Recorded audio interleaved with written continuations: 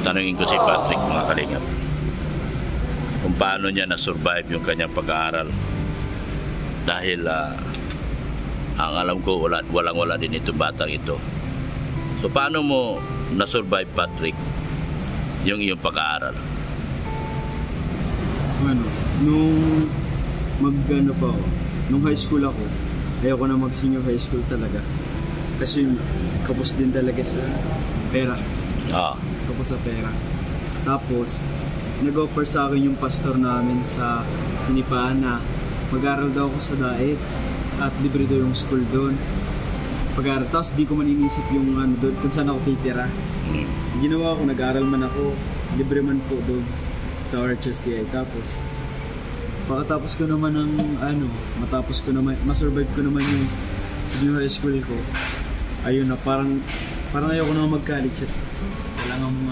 Walang financial na ano, consistent na financial. Yun po. Tapos problema pa, malayo baga po kami.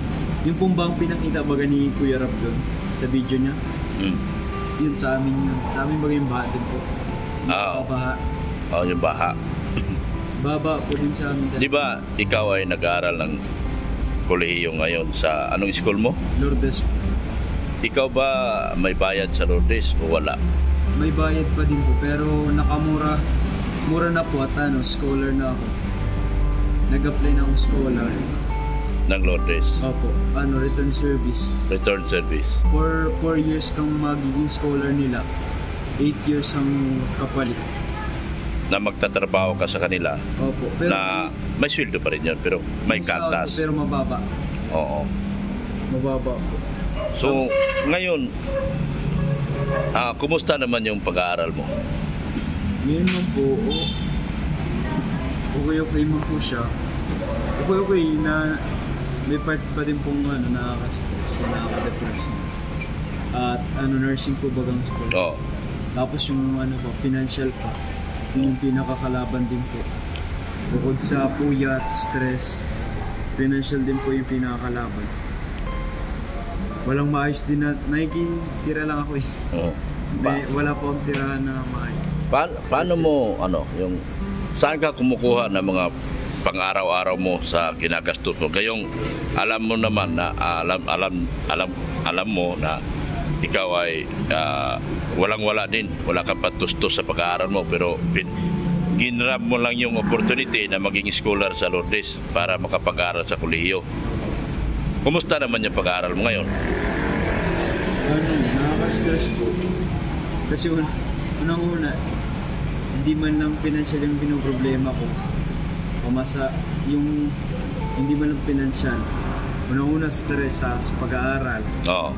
Hassle sa biyahe. Oo. Sa puti pa. At nakaputi po baga kami lagi. Oo. Ingatan din na masyado. Oo. Yung pang-araw-araw mong gastos, saan mo kinukuha? Ang iba po is ipon ko po talaga. Nagagalaw ko po yung ipon po galing sa pagpapageant. Kaya pagpapageant, pag-host coordinator. Tapos yung pagsasama din kila Kuya. Sumisildo ka dito kay Kalinga Prab? Binibigyan lang po akong Dinabigyan ka ng allowance? Umasahe. Umasahe. So, tungkol sa pag-aaral mo, may survive mo ba yung pag-aaral mo sa panahon na ito? Opo. Umasa pa na ma-survive. Pero sa tingin mo, kaya mo pa ba o hindi na? Hindi na po. Hindi na. Kasi walang maayos na tirahan. Walang maayos na tirahan. Magkakaroon lang dito ng bahay sa Daet. Mas okay po. Saan ka pa ba nauwi ngayon? Basot pa po baga. Sa Basot? Opo. Doon po sa baha. Doon sa Binaha, sa May Taysan? Oo. Pero po ngayon, nakikituloy po ako. Minsan sa church ako natulog. Kung sakaling merong maawa sa iyong sponsor, dahil ang katotohanan, kung hindi dahil sa iyo, hindi ko rin makilala si Beyonce.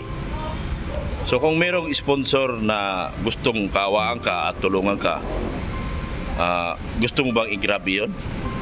Siyempre naman po. Lahat nga po ginagawa ko na para lang sa lahat ng opportunity niyo na dumarating sa akin, ginagrab ko na. Ginagrab. Kahit maliit na ano pa yun. Oo.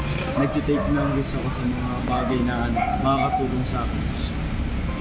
Pininto mo sa akin kanina na parang gusto lang mo nang tumigil sa pag-aaral. Sa anong dahilan? Financial nga po. Walang-wala ka na. Walang-wala ka na. Nabigay mo po si Papa kaso Kulang din. Ang ginagawa ko po kasi din sa binibigyan ni Papa, tinatabi ko yung na-budget lang ako para sa pang-ano ko lang, ganyan. Kain tapos pamasahe lang. Pag may sobra po sa budget, tinatabi ko po kasi pag nagbiglaan po magbayaran naman ng tuition ko. Yan po, para di po mabibigla si Papa. Ano bang trabaho ng Papa mo? Taxi, driver lang po. Hindi family pa. May mga kapatid pa man ako. Oo nga. So, ang ama mo ay driver. So, kulang talaga ang lahat ng mga pangailangan. Ang kita niya para sa pangangailangan nyo. Lalo na't ikaw ay nag-aaral bilang nursing. Medyo, sa totoo lang, ang nursing, napakabigat na kurso yan. Napakabigat pagdating sa tuition. Ngayon, kaya nga, inaalam ko ngayon sa'yo kung okay ka lang ba dito sa pinapasok ng kurso at kakayanin mo ba hanggang sa dulo ang labanan na ito? Kakayanin po. Pero kung makakayanan mo man, first year ka pa lang, di ba? Sa tingin mo, magkano ay bagay scholar ka, di ba? So ang kulang mo talaga ngayon, binabayaran na po namin kada semester 10,000 po sa akin po ang scholar. Panigbaba naman yung grades ko, tatanggalin ako. Tatanggalin ka. So kumusta naman ang mga grades mo? May mababa na po at So may tendency na tatanggalin ka? Baka tanggalin ka isang araw? Di pa naman po.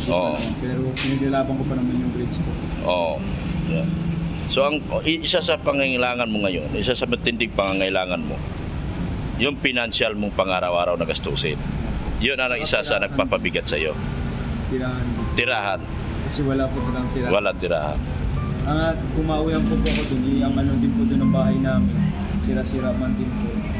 Kasi mga kalingap, kaya ko siya tinatanong sa hapon na ito dahil inaalok niya ako, gawin ko siyang scholar. Pero ang katotohanan mga kalingap, hindi ko po talaga kakayanin na magkaroon ng scholar sa dami po ng tinutulungan ko. Lalo na't mabigat na ang usapin sa kanyang pag-aaral dahil kolehiyo na siya. Kaya ko siya ngayon kinakausap mga kalingap. Gusto kong sa pamamagitan ng ating mga mahal na sponsor dito, lahat ng EDC community, Team Brocade, sa lahat ng gusto pong matulungan ang batang ito, dahil hindi po naman lingid sa ating kaalaman na siya po ang una talagang nagkakilala kay Beyonce at siya po ang nagpakilala sa akin para ma-vlog ko si Beyonce. Kaya ko siya tinatanong ngayon mga kalingap, kung kaya ba niyang i-sustain yung ganyang pag-aaral sa kolehiyo sa kabila ng kapos na siya talaga ngayon sa kanyang paggastos.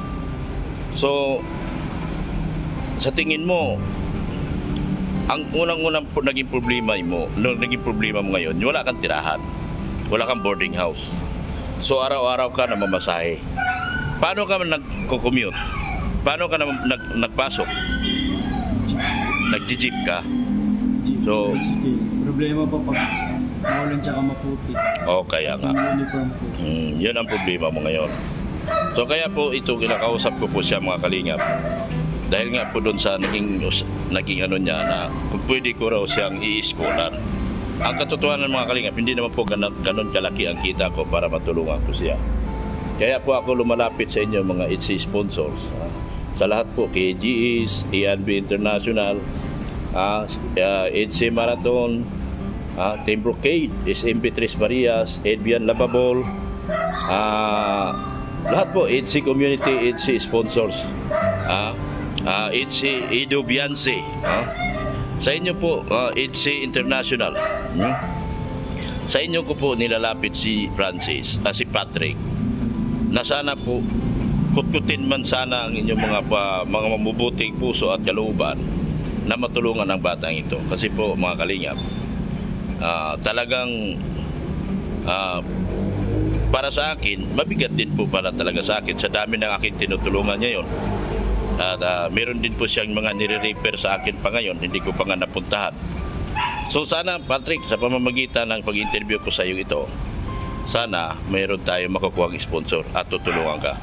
Marami akong mga sponsor na mga silent viewers lang nakikinig, nanonood dito sa mga interview ko sa iyo. At sana may maantig ang puso at tulungan ka.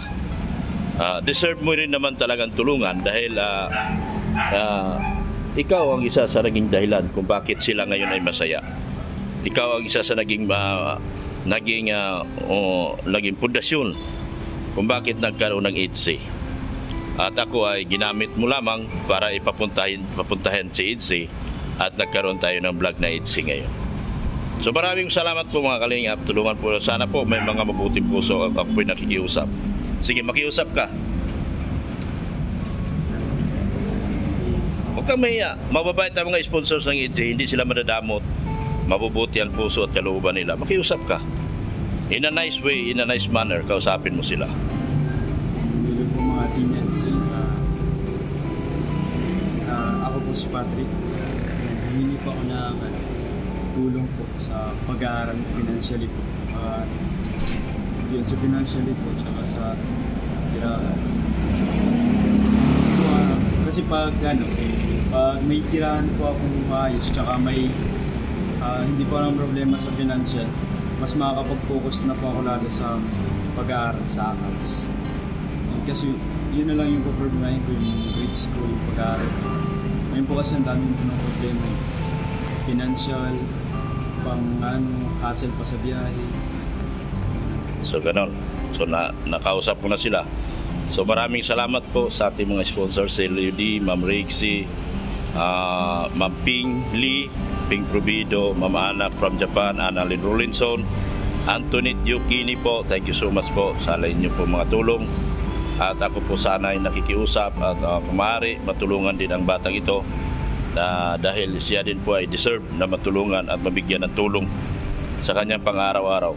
Maaaring gwapo lang siya sa paningin pero hirap na po ang bulsa niya. Walang-wala po talaga siyang wala.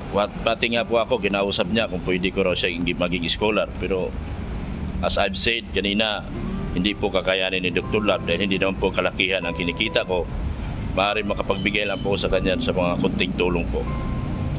Na hindi po sa pamamagitan ng hindi po sa pamamagitan na ipapakita ang pagtulong dito sa pagbablog.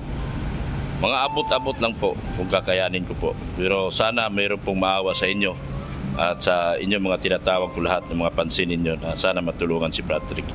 Salamat din po sa mga vloggers na kapalibot kay Kuya Bal, JPLB Vlogs, Isla Bonita, Kalingap Marky, Kalingap Gilbert, Brother Paz, Engineer Agol,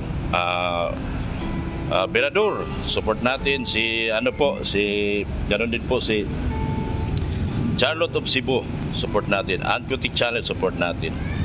Yan, maraming salamat din po kay Ma'am Erica Alpon Vlogs, yung aking sponsor.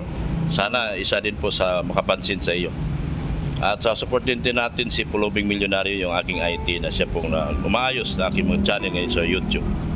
Maraming salamat din po sa inyong walang sawang pagmamahal po kay Kuya Bal Santos Matubang, Atin na Vlog, ganoon din po kay Kalinga Prab, ganoon din po especially kay Ma'am Jack Tapia Matubang. Salamat po Patrick, salamat Patrick, at sana dalangin ko na sana mayroong tutulong sa iyo at mayroong makapansin sa iyo dito sa aking interview sa iyo ngayon, at sana matulungan ka ng mga sponsors po. At alam ko mayroong mabubuti at may mabababang loob dyan na mapapansin ang iyong paghihirap. Thank you, Patrick. Thank you. Yan. Ayun mga kalingap, surprisahin natin si Patrick sa ating konting tulong para sa kanyang financial, para sa kanyang pag-aaral. Ito Patrick, yan, 1,000 mula sa aking channel, at sana makatulong sa iyo sa pang-araw-araw na gastos mo yan, at abangan mo sa mga darating pang panahon, baka maraming maawa sa iyo dito. Lahat ipaparating ko sa iyo. Mababait lahat ang sponsor ng EDSI. Puro sila may puso, puro sila sa pagtulong. Lalo na ikaw talaga ang unang dahilan na nagkaroon ng EDSI at pinakilala mo sa akin si Beyonce. Salamat din pala Ipinakilala mo sa akin si Beyonce. At nabigyan din natin ng tulong si Beyonce. Sana kung ano man nabigay na tulong ng Beyonce, mabigay din sa'yo kahit konti. Mabigyan ka rin. Hindi mo po ako nag-expect. Di ka nag-expect. Maraming nag-aano sa akin na sponsor na parang yung parang gusto nila maano daw ako kay Beyonce, parang hindi mo nang naiinggit. Natutuwa nga ako at maayos niya si Beyonce. Yes, tama. Deserve niya man po ba yan. Tama. Pero yung mag-expect ako na bigyan niya din ako ng tulong, hindi ko Wala pa naman siya may bigay sa'yo na tulong ngayon. Ang atin lang, baka sa pamamagitan ng vlog natin ito, marami makapansin sa'yo at maawa sa'yo. Salamat muli, Patrick. Thank you. Salamat po yan. Yan.